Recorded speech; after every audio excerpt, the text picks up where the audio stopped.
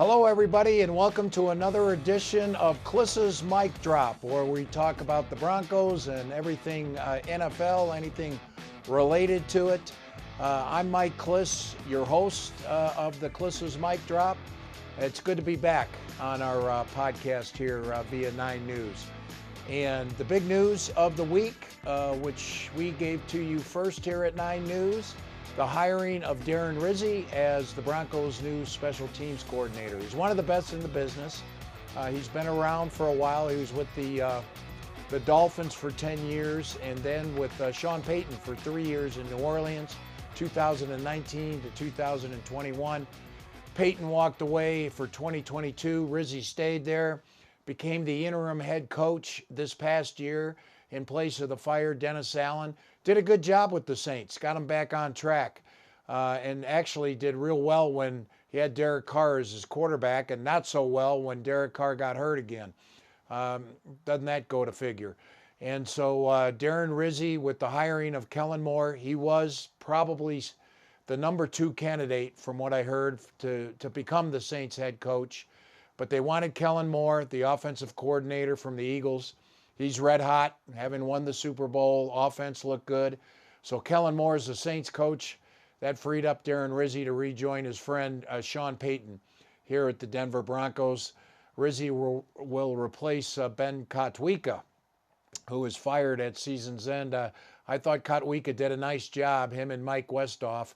But you could tell when Westhoff resigned halfway through the season that that was the guy that Sean Payton relied on because he knew him more from previous experience.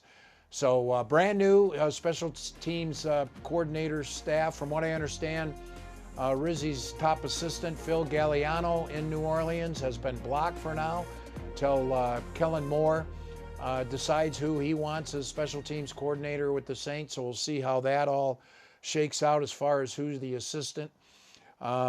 Meanwhile, speaking of coaches here, Jake Heaps of Legend High School. He was Russel Wilson's personal quarterback coach. We know him from a couple of years ago. Still Russell Wilson's quarterbacks coach. And he recently hired Garrett Bowles, the Broncos left tackle, for the director of player development. Now, this is a mentor job. It's a volunteer job. It's not that Garrett Bowles is going to give up his $22 million a year day job as protecting Bo Nix's blind side. But last week we were able to catch up with Jake Heaps and listen to part of that conversation we had with him now. We welcome Jake Heaps, the new head coach of the Legend High School football team. Jake, thanks for being with us. Are you still helping out with Russell Wilson? A lot of the Denver area knew you as the personal quarterback coach with Russ. Yes, the answer is yes. Still working with Russ, and we're still kicking butt and doing all that. But this is just another added thing to my plate, and super fired up to get going with the Legend Titan football program. Well, tell us how that came about. First of all, why you wanted to be a high school football coach. I know you have a young family with young kids, so I take it it kind of started with you wanted to stay in the Denver area. You know, thinking long term in terms of where we're going to school and all those different things, Legend really stands out. And getting a chance to be around the program a little bit last year, really truly understood how special of a place it is. And you know, Coach Thielen is a legendary coach, did an amazing job there. And obviously when he retired, it was somewhat of a shock. And having the school and the athletic director, Dan Symington, reach out to me and ask me engage my interest in the job certainly piqued my interest, because to do this, I've had lots of opportunities in the past here, Mike, to get into the coaching world at all levels. But really, I was looking for the place, not any place. And I really view this Legend Titan football program and this family as the place and a great home for me. Director of player development. What will that basically entail for Garrett? And just to clarify for Bronco fans out there who might be panicking, he's not giving up his day job. No, I couldn't pay him enough, Mike, to pull him away from his day job, you know. But, you know, Garrett is such a dynamic person. I'm super thrilled that he's on board to, you know, be around our program, to help our our kids out, and really to help show them the way as to what it means to be a well-rounded human being. All right, hope you enjoyed that conversation we had with Jake Heaps, the new legend high school football coach, the Titans. That is Jake Heaps, good guy, and he inherits a program where the cupboard is not bare.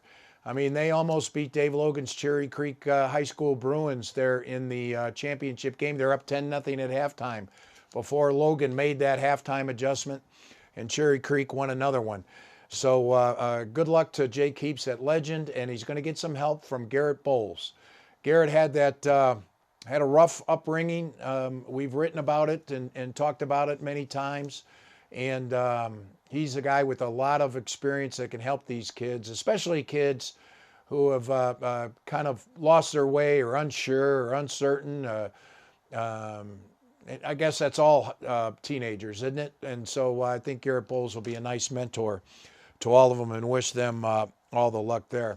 Now for the Broncos here, we've talked about this as far as their team needs, their top 3 priorities: running back, preferably a running back who can catch; tight end, a tight end who can go downfield and catch. Doesn't necessarily have to block well. He's got to receive well, kind of like a Greg Dulcich before Dulcich had all those hamstring and foot injuries. And then an inside linebacker. And there's some to go through there. With the combine coming up, I think the way I look at it, running back and tight end, both of them are real strong in the draft. I think that's where you want to get those two, upgrades. Running back, everyone knows Ashton Gente of Boise State. Omarion Hampton of North Carolina seems to have moved pretty solid into all the mocksters' number 2 running back. For a while it was changing. There were about 4 or 5 interchangeable as far as who was number 2 behind Gente. But now it looks like Hampton of North Carolina, which is where Javonte Williams came from a few years ago when the Broncos got him. Hampton, the number 2 running back. Caleb Johnson out of Iowa, good pass catcher. That's a good pick for the Broncos if they want to go there. Then you got 2 running backs from Ohio State, Trevayon Henderson and Quinshon Junkins. Junkins, I think, had a little more action in the championship game against Notre Dame. So 2 good backs there. Tight end, everyone's talking Tyler Warren of Penn State, Colston Loveland of Michigan. Those are the top 2. Then it's interchangeable about who you like and the next 3. Wouldn't it be nice if Gunnar Helm of Cherry Creek, who played at Texas, if the Broncos wound up with Gunnar Helm as their pass-catching tight end. And then at inside linebacker, you got Javon Walker of Georgia. You've got Jihad Campbell of Alabama. Those seem to be the top 2. Then it's interchangeable after that. Wouldn't be surprised if George Payton, the Broncos general manager for UCLA, he likes UCLA guys. Carson Schlesinger is one of the better inside linebackers. But I tell you, a real key to that inside linebacker spot for 2025 is Alex Singleton. They need him to come back strong from that ACL. Here's a guy who played a little more than 3 quarters on a torn ACL in week 3 against Tampa Bay. And we were able to catch up to Alex on the red carpet a week ago or so ago at the NFL Honors Program.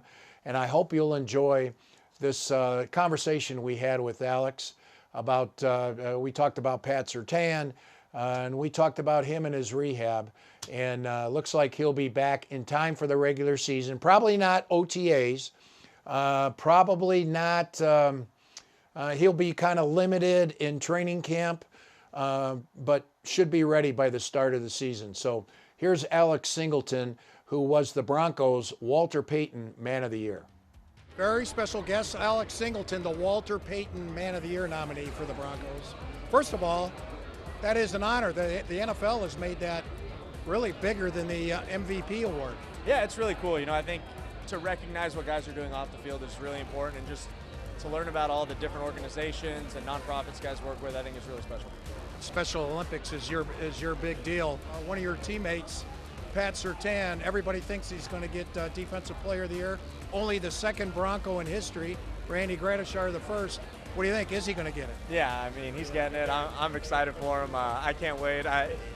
No one's more deserving. I think, even the last 3 years I've shared the field with him, that he should have won it then. So I'm excited for him. Can't wait to see him win this one and probably a few more. You're walking well on the red carpet here. Yeah. Yeah, that knee coming around, you're going to be full go when?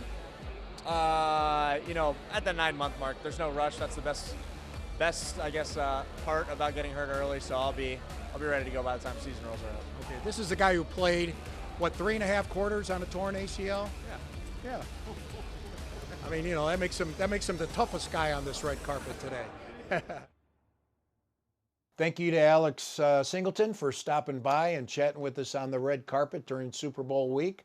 Someone else who followed Alex down the red carpet was Broncos president Damani Leach. Good timing. Earlier in the day, the Broncos sent out letters to season ticket holders announcing that they would bump up their tickets by 8%. I know in sports, it's an emotional issue when things go up.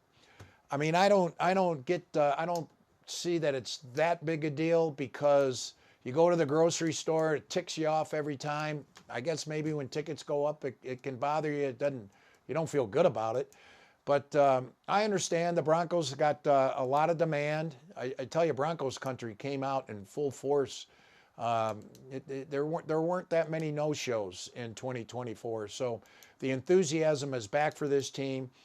They're taking advantage of it. They're bumping up tickets 8%, which is lower than the league average of 10% across the board, 32 teams. So we caught up to Damani Leach and asked him a little bit about the Broncos' new ticket program for 2025. Yeah, so today we did season ticket renewals. Again, this is a good week for us to do it, capture all the excitement of the Super Bowl. Fans have had time to reflect on the greatness of the season. This is a good year, obviously for us. So it's good when we can, capitalize on great on-field success and build the business. I think the fans have been tremendous. So we're I don't think fans mind paying for tickets. They want it spent on good players. Absolutely. Yeah. I think you're right? I think that's a reasonable thing to assume is that, hey, this is what I am investing in my experience, and they want the experience on the field and off the field to be great. So we're committed to doing it. We got great players, great coaches, great staff. Good. Yeah. All right. Thank you to Damani Leach for talking about that. Like we said, it's I don't think fans mind the ticket bump so much as they want their money to go to good players. And the Broncos are about to head to the Combine here shortly in Indianapolis, where they're going to look at some of the better players. 329 college prospects will be at the Combine, many of them for medical, to get measured and weighed, to interview with all the teams. And some of them are going to work out. Most of them will work out. The top guys generally do not work out. And we'll see what happens with a couple of Colorado Buffaloes. Shadir Sanders, one of the top 2 quarterbacks in this draft, along with Cam Ward of Miami. I wouldn't be saying Shadir right now is number 2 behind Cam Ward in most of these things. I think he might be number 1 by the time the draft rolls around. And there's Travis Hunter. He's going to compete, if he does compete, at both a cornerback and receiver. They got him listed at cornerback. And basically that's because cornerbacks go first, and he'll be able to go through the interviews, all the medical, and meet with the media first as a cornerback, but it's going to be as both. And probably cornerback is his best position, but he will play both in the NFL. Also going to be there, Jimmy Horn, Wester of Colorado, a couple more receivers. Colorado State receiver Torrey Horton, who's rated a little better, a little higher than Horton and Wester. And then a couple of high school kids, Terrence Ferguson, tight end at Oregon, I believe. He's from Heritage High School, and Gunnar Helm from Cherry Creek. And that'll do it for another edition of Klis's Mike Drop. We thank you, everyone, for paying attention, and we'll see you again next week.